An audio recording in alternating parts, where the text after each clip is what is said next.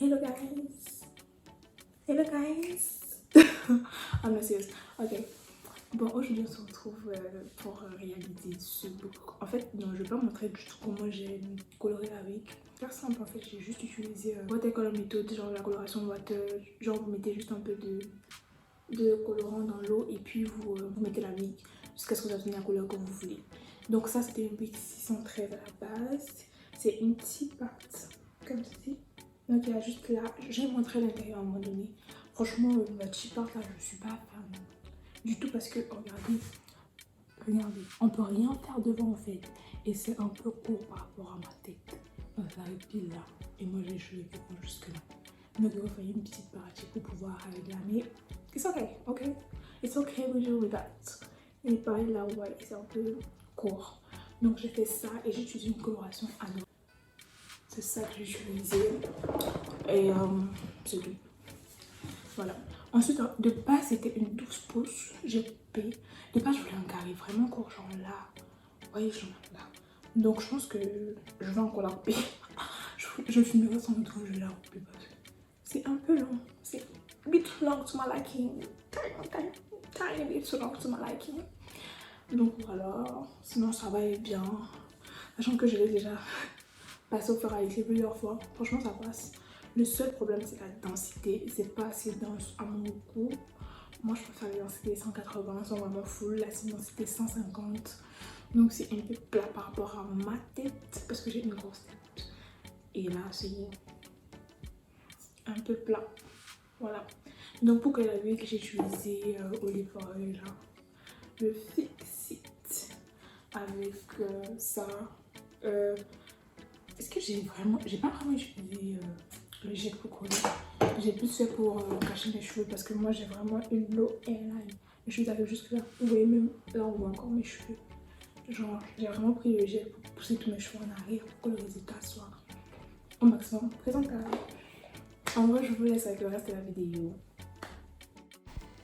Pour commencer, j'ai commencé par faire une bootcap méthode. Donc comme vous pouvez le voir, j'ai pris le gel, c'est le gel olive oil que vous m'avez vu montrer au début, que j'ai appliqué sur mes cheveux en fait pour les pousser en arrière. Comme vous avez vu, ensuite j'ai séché ses cheveux. Là vous voyez, c'était déjà sec, donc j'ai poussé ma cape et j'ai pris mon spray olive oil. Donc j'ai spray.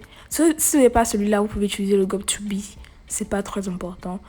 Sinon, pour avoir testé Got2b et olive oil, franchement, les deux tiennent plutôt bien. Celui-ci, il tient assez bien, mais au final, on a quand même un peu de résidus blancs. Enfin, pas trop, mais ça tient quand même bien parce que j'ai quand même gardé la perruque pendant euh, deux jours et demi, 3 jours. Donc, comme vous pouvez voir là, j'étais en train de couper la cape. Voilà. J'ai fait ce que j'ai pu, pardon, ce truc, c'est tellement stressant à Kant. Ensuite, après, ce que vous me voyez faire là, en fait, j'ai pris le fond de teint crème. Donc, vous pouvez prendre un fond de teint stick comme ça ou un fond de teint Huda Beauty, qui soit crème en tout cas, pour mettre sur votre perruque, ça tient bien. Là, je voyais la perruque, c'est une petite part, je vous montre un peu l'intérieur, comment c'est fait et tout. Franchement, moi, je suis pas trop fan des tipads parce que, en fait, on peut pas vraiment customiser le devant parce qu'il y a juste à peine 1 cm de cheveux. Mais en tout cas, pour ça, ça fait l'affaire. Donc, pour une coupe droite comme ça, qui va rester au milieu, ça va, ça passe, pas de souci. Donc, après, j'ai pris les pinces là, pour mettre ça derrière pour un peu enlever ça du chemin. Puis, j'ai essayé d'arranger en fait la perruque par rapport à ma hairline. Parce que moi, j'ai des cheveux. En fait, ma hairline n'est pas droite, j'ai les cheveux qui dépassent un peu devant. Donc, j'essaie un peu d'avancer. Et la cape, elle était un peu petite pour ma tête. Donc, ça, c'était un problème en plus. Donc, vous voyez là, j'essaie d'ajuster et tout. Ensuite, je commence par mettre le spray au milieu d'abord. Donc, je vais le faire en 3 étapes. Je vais la mettre au milieu, puis je vais mettre sur les côtés. Donc là, j'applique au milieu. Ensuite, je sèche ses cheveux. J'attends que ça sèche. Je laisse. En fait, et surtout, c'est un vent froid. En fait, c'est pas le vent chaud, c'est le vent froid. Donc, sur tous les sèche-cheveux, en fait, vous pouvez appuyer sur un bouton et ça va vous mettre de l'air froid au lieu de l'air chaud. Donc, ensuite, là, je fais le côté.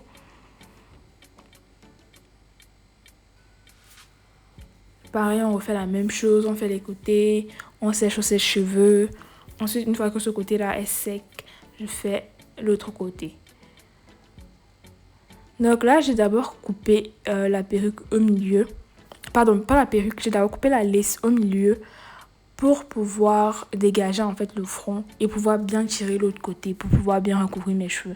Ensuite, là, vous voyez, j'ai sorti en fait mes cheveux pour passer le spray après les cheveux. En tout cas, c'est ce que... Voilà, vous pouvez le voir en bas, là, je passe le spray après les lignes des cheveux. Donc, ces cheveux-là, si vous voulez, vous pouvez en faire des baby hairs. Mais là, franchement, il y avait tellement pas beaucoup de cheveux, en fait, devant, qu'au final, j'ai pas vraiment fait de baby hair, en fait. Parce que ça aurait montré, en fait, des coutures. Ensuite, là, j'attache avec un élastique pour qu'il y ait de melts.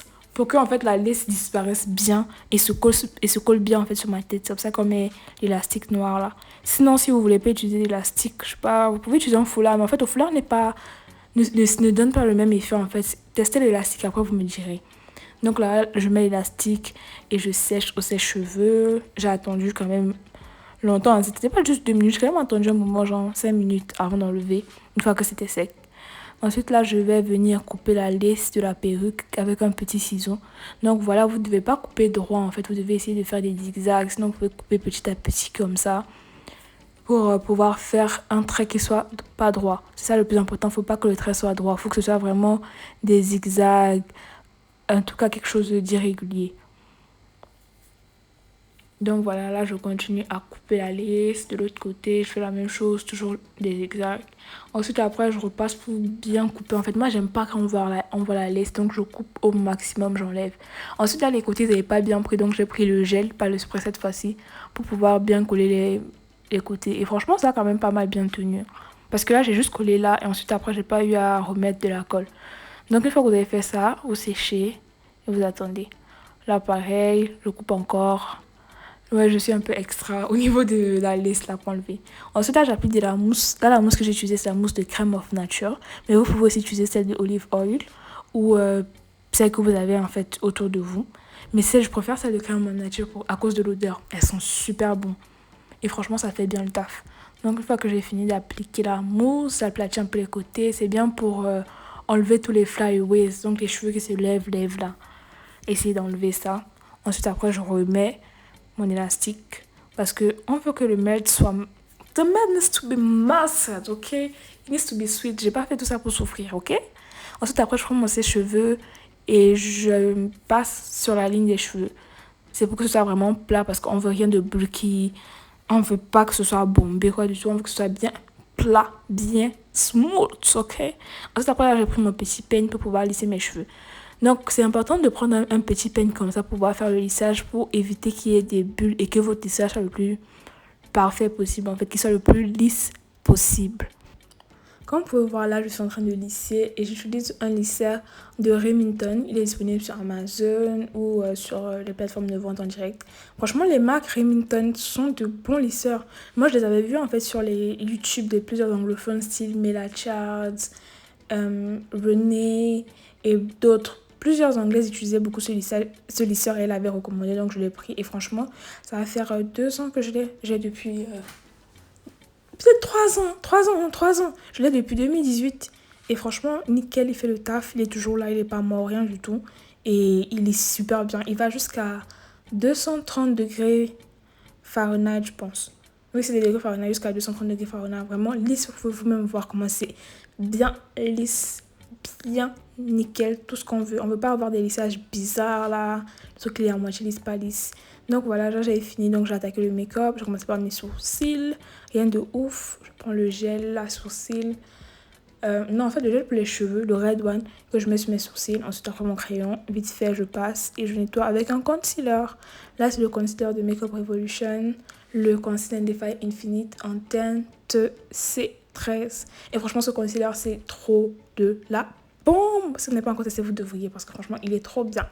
Ensuite, après, j'ai fait un petit make-up sur mes yeux. C'est vraiment quelque chose de assez rapide, assez simple. C'était du marron avec un cut crease beige. Donc voilà, là, j'ai fait le cut crease. Et pour le cut crease, j'ai utilisé le Conceal and Define normal en teinte C10 pour faire mon cut crease. Et ensuite après, vous allez voir, je vais mettre un peu de beige au niveau de mon cut crease. Donc je fais le mien un peu haut à cause de la forme de mes yeux, donc j'ai beaucoup de plis. Donc si je fais juste un tout petit cut crease en fait, après on va voir la démarcation au niveau de mes yeux. C'est pour ça que mon cut crease il est un peu monté par rapport à mes yeux. Mais selon la forme de vos yeux, vous faites le cut crease qui est adapté à votre regard et surtout celui qui vous plaît. Parce que le maquillage, il n'y a pas vraiment de règles définies, chacun fait ça avec quoi il est à l'aise en fait. Donc voilà, là je mets ma couleur un peu beige. En fait là c'est du corail même, un peu de corail. Donc je voulais rester sur un truc assez neutre. Donc j'applique, je blende, j'applique la couleur, on tapote, because we want this to be slaying, ok? We need to slay. On tapote, ensuite je blende pour bien mélanger les couleurs. Ensuite là j'attaque le teint, donc pareil je reprends mon concealer des failles Infinite en teinte C13. J'applique en dessous de mes yeux, comme vous pouvez le voir. Ensuite je blende avec un pinceau, j'allais dire avec une brosse. Tellement l'habitude d'écouter les anglophones qui brush. Ensuite, je blende avec un pinceau. Comme vous pouvez le voir, c'est un pinceau qui est un peu dense. Donc, il va m'aider à bien appliquer le concealer partout. Et franchement, je trouve ça beaucoup mieux que d'utiliser un beauty blender. Mais le beauty blender aussi fait bien le taf. Selon vos préférences, selon ce que vous aimez en fait. Donc là, j'applique aussi au niveau de mes zones de lumière.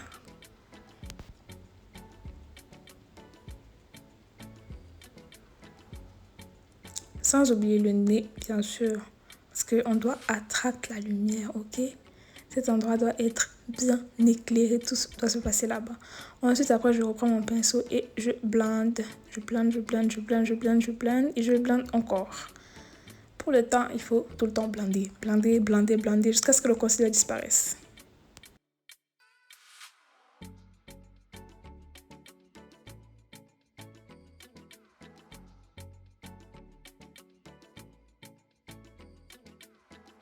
Voilà, j'ai fini de blender. Là, je prends mon fond de teint. C'est le Glow de chez NYX en teinte mocha. Et j'applique pareil avec un pinceau.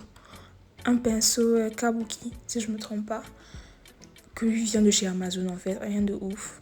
Et voilà, je blende en tapotant en fait. Je ne fais pas de rond, de sec. Je tapote jusqu'à ce que ça disparaisse.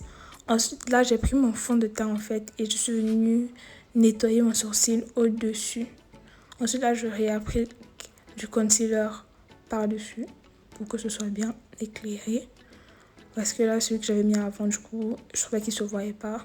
Donc là, je réapplique. Là, je vais venir cette maison de lumière avec une peau translucide de chez RCMA. Franchement, elle est trop bien, hyper fine. Elle ne rentre pas dans les plis, rien du tout, nickel.